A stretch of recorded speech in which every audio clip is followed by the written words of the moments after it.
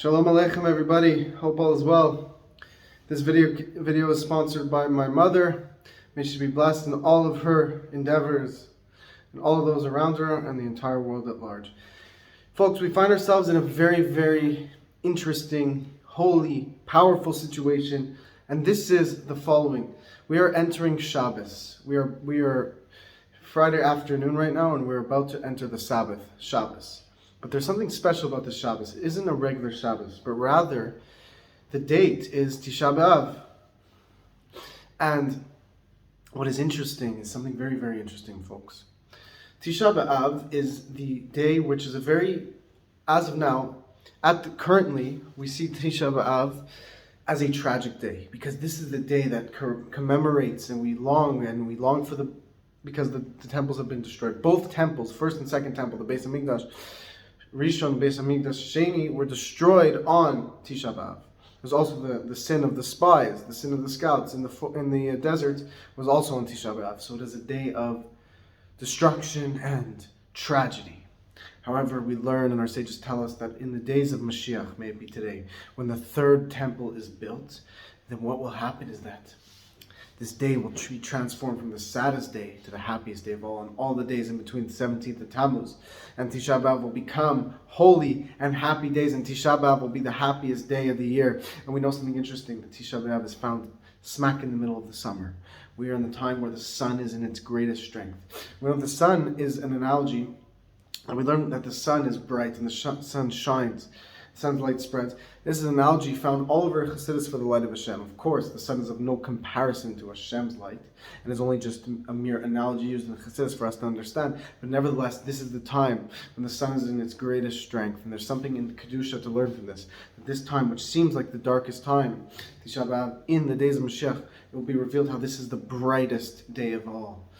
And something else to note, that right now there's actually interesting situations developing in the world. There's a lot of wars going on, and there's a lot of heated situations, and we see even now in the Holy Land of Israel there's fighting going on, and there's intensity, and there's wars, and even today specifically there's been escalation. But we have to learn that Hashem controls the world, and we have to get involved in Hashem's will. And a lot of people say Mashiach will come when this war happens, or Mashiach will come when that happens, that this external factor will happen. And yes, there are prophecies of what will happen and what will take place in the coming of Mashiach, but the main battle goes on within our hearts.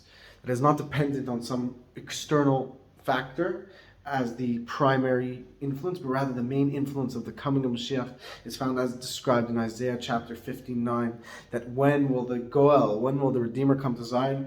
When we return to Hashem. That our actions are the main indicator of, one, when Mashiach will come, and two, how smooth the process of his arrival will be. That while people expect and people sometimes anticipate there to be a tragedy prior to the Mashiach coming, we have to recognize that our actions sweeten the process infinitely. And there's no limit to how sweet the process can be, and how gentle and how smooth for those who are on Hashem's side will experience. That there's a battle right now. There's a war going on between those. And it's also a war of ideas, a war of ideology, and a war of information. That those who side with Hashem, and the people who come after Israel, the people who come after Hashem's firstborn Israel, well, there are prophecies of how this scenario will unfold, whether there will be many of Israel killed, God forbid, or none. And the answer to this, my friends, is that this is dependent on our actions. And we already know that our sages said the process will be sweet, and the Rebbe explained that that we are ready for Mashiach to come. And now every action we do sweetens this process, and there's absolutely no limit to how sweet this process can be, and that no limit to how gentle and how protective Hashem will be of his firstborn Israel and those who support us. And when we follow the ways of Hashem, immediately we'll be redeemed. And there's no need for any destruction at all, and any pain and any suffering to those who are in line with Hashem's will. And how is this done? By fighting the wars of Hashem. Just like in a war, you always want to maximize the amount of attacks on the enemy. So too, how much more so we want to maximize our mitzvahs, our good deeds. This is a holy war that we have to think of service of Hashem in a way of a war that the Rebbe always explained. That this is the war of Hashem. When you go out to get people to give charity, you go out to get people to light Hanukkah candles, give women Shabbos candles. It's a game of numbers. You want to get this area, you get that area, you give out to 10 people there, give out to 20 people here.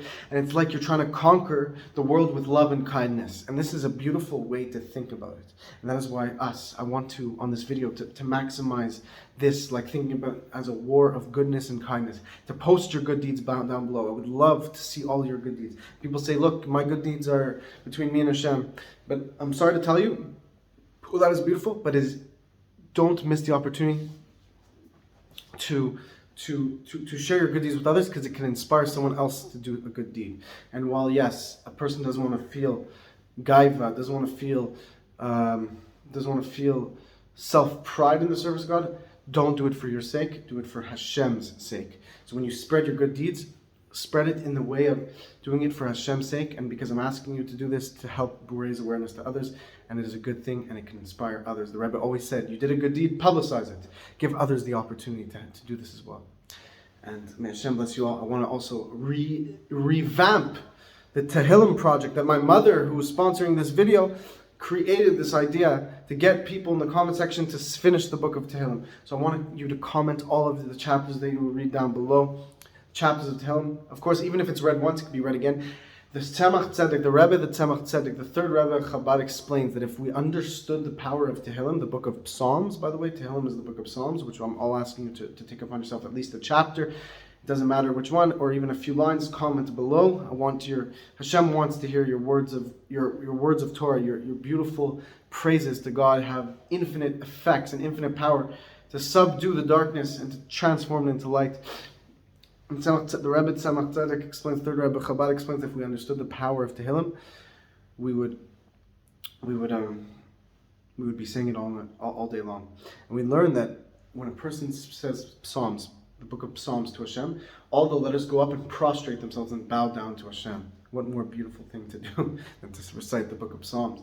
So let's get involved in this war of God, this war of goodness and kindness that illuminate the world with God's light. The Rebbe explains that now is the time we have to learn. When you learn about the building of the Beis Hamikdash, and I'll give a few descriptions, that all the Leviim and Kohanim, the priests and the Levites would guard in certain areas of the temple. There was one room where it was called the Ner HaTamid, that there was an everlasting light, a light that was always lit when they needed to get light, like a candle that was always lit. There was another room where there was the shape of the moked. There was a dome room, and then there was another room where the Kohanim would go around, and they would go early in the morning, and they would go and immerse themselves in the purifying waters. And what I'm giving you now is just a little glimpse of the different descriptions of some of the rooms that talking about in the Maseches Tamid, the tractate of Tamid.